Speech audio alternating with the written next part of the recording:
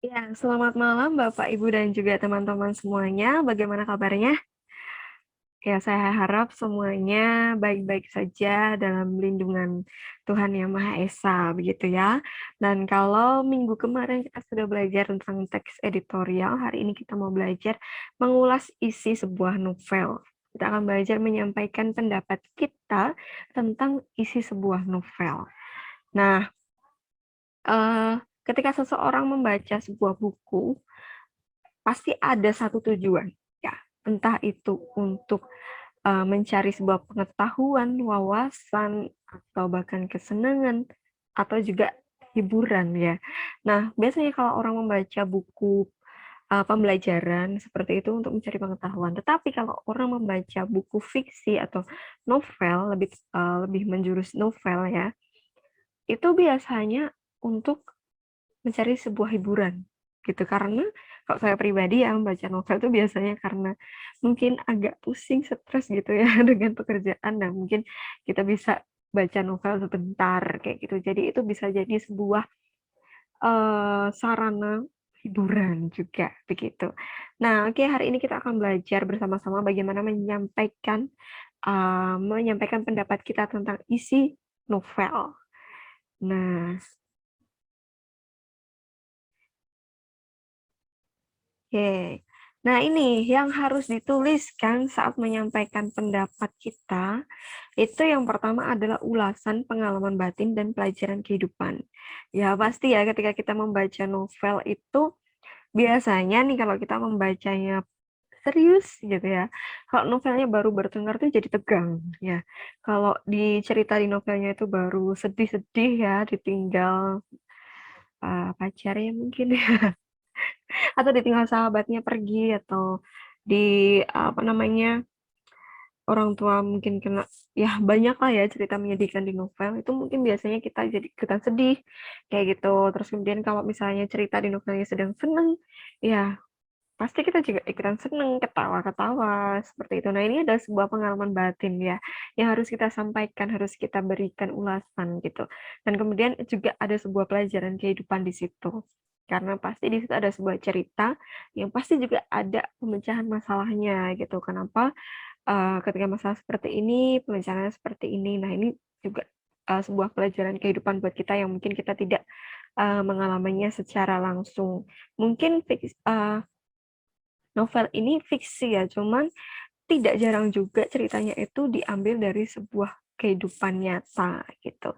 Dan yang kedua adalah hasil pengamatan kita berkenaan dengan isi, unsur, dan aspek kebahasaan dalam novel. Ya, jadi isinya unsur-unsurnya ada unsur intrinsik, ya seperti yang sudah kita pelajari minggu-minggu lalu, ekstrinsik juga, begitu. Nah, ini harus kita tuliskan ya. Ini bisa kita tuliskan ketika kita akan menyampaikan pendapat kita mengenai sebuah novel. Oke. Nah, ini langkah yang pertama ya, yang tidak mungkin di-skip adalah baca dulu novelnya. Jadi kalau kita mau mengulas sebuah novel, tidak mungkin kalau kita tidak membaca novelnya, gitu. Jadi apa yang ingin kita ulas kalau kita belum membaca novelnya, begitu. Jadi pahami dan juga resapi novel ini ya. Kalau perlu nangis-nangis bareng sama novelnya, ketawa-ketawa bareng sama novelnya. Kayak gitu supaya kita lebih mendalami novel ini tuh tentang apa, gitu. Kemudian untuk langkah yang kedua adalah menyampaikan nilai-nilai yang terkandung dalam novel tersebut. Ya, jadi sebuah novel itu ditulis oleh seorang pengarang, itu pasti menyimpan sebuah pesan yang ingin disampaikan oleh si pengarang kepada pembaca. Entah itu ada satu, dua, tiga pesan, atau mungkin banyak pesan. Entah itu pesan yang ringan, entah itu pesan yang berat. Tapi pasti ada sebuah pesan yang ingin disampaikan oleh seorang pengarang itu kepada pembacanya. Nah, kita harus uh, mengerti nih nilai-nilai apa yang biasanya ada di dalam sebuah novel. Nah, biasanya nilai yang terkandung dalam sebuah novel itu yang pertama ada nilai agama. Nilai agama ini sudah pasti berkaitan dengan perilaku benar salah dalam menjalankan aturan-aturannya Tuhan, begitu ya. Berhubungan dengan sebuah keagamaan, kepercayaan, begitu.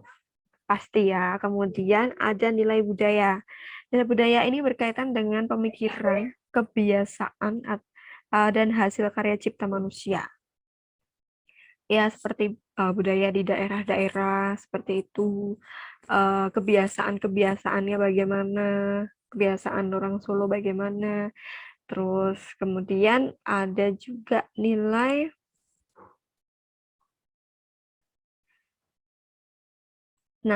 sosial. Nilai sosial ini berkaitan dengan tata laku hubungan antar sesama manusia. Ya, antara orang satu dengan yang lainnya, mungkin hidup bertetangga, kemudian apa yang bisa diambil, pelajaran apa yang bisa diambil ketika itu bertetangga, seperti itu. Kemudian ada nilai moral. Nilai moral ini berkaitan dengan perbuatan baik, buruk, yang menjadi dasar kehidupan manusia dan masyarakat. Ya, pasti kita hidup di dalam masyarakat itu ada nilai moral yang harus kita patuhi, seperti itu. Kemudian ada nilai estetika. Estetika ini berhubungan dengan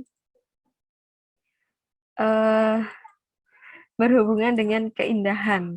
Ya, pastinya keindahan akan sesuatu hal, seperti itu. Oke. Selanjutnya, langkah ketiga adalah kalau tadi langkah pertama sudah membaca, langkah kedua sudah mengulas, mengidentifikasi nilai-nilai apa saja yang ada di dalam sebuah novel itu. Nah, yang ketiga ini kita akan menyampaikan laporan hasil membaca novel tersebut. Bagaimana nih cara melaporkan, menyampaikannya bagaimana? Nah, disajikan dalam bentuk alur atau berdasarkan jalan cerita. Kalau biasanya sebuah buku itu kan disajikan bab-bab gitu ya. Dan ketika kita mengulas sebuah novel supaya seseorang yang membaca ulasan kita ini lebih paham dan tidak lompat-lompat, lebih mengerti alurnya, nah kita harus juga menyampaikan ini sesuai alur yang ada di novel tersebut gitu. Jangan lompat-lompat gitu. Supaya lebih bisa menikmati ceritanya. Oke, kemudian pada setiap bagiannya itu diisi dengan catatan-catatan ringkas. Ya, jadi boleh banget ketika misalnya yang pertama bagaimana, kemudian diisi ringkasannya seperti apa, begitu. Nah, kemudian misalnya pada bagian pengenalan disajikan apa yang disampaikan pengarang, terus gambaran tentang tokoh dan di mana cerita itu berawal, ini juga boleh disampaikan.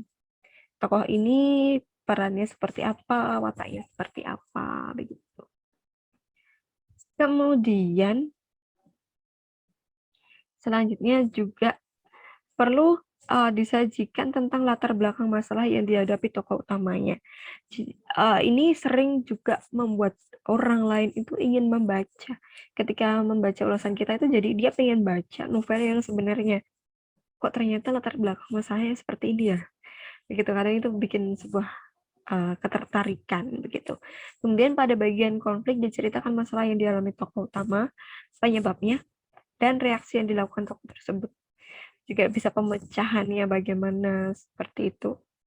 Jadi memang harus diulas ya, apa yang sudah kita baca tadi, kita ulas lagi di situ, kita sampaikan pendapat kita. Tokoh sesuai novelnya ya pastinya ya, bukan hanya pendapat kita secara pribadi ya, tapi sesuai dengan novelnya. Oke, next. Nah, kita juga harus belajar untuk menafsirkan pandangan pengarang terhadap kehidupan dalam novel yang dibaca, gitu. Jangan mengabaikan pandangan pengarang, ya, ketika kita mengulas atau menyampaikan pendapat kita tentang sebuah novel. Nah, bagaimana itu caranya? Kadang-kadang susah ya untuk kita mengerti ini maksudnya pengarang itu bagaimana. Nah, caranya itu adalah yang pertama itu menentukan nilai-nilai kehidupan yang ada di sebuah novel itu. Nah, nilai kehidupan ini seperti yang sudah saya bicarakan tadi, itu mengenai nilai-nilai agama, nilai budaya, moral, sosial, seperti itu. Nah, kita harus menentukan nih nilai-nilai, mengaitkan juga nilai-nilai itu yang terkandung di dalam novel itu apa saja, seperti itu. Kemudian setelah kita kaitkan dengan kehidupan, ya, kemudian kita mencoba untuk menafsirkan pandangan pengarang terhadap nilai-nilai itu seperti apa. Misalnya, pandangan pengarang terhadap nilai sosial yang ada di novel itu bagaimana?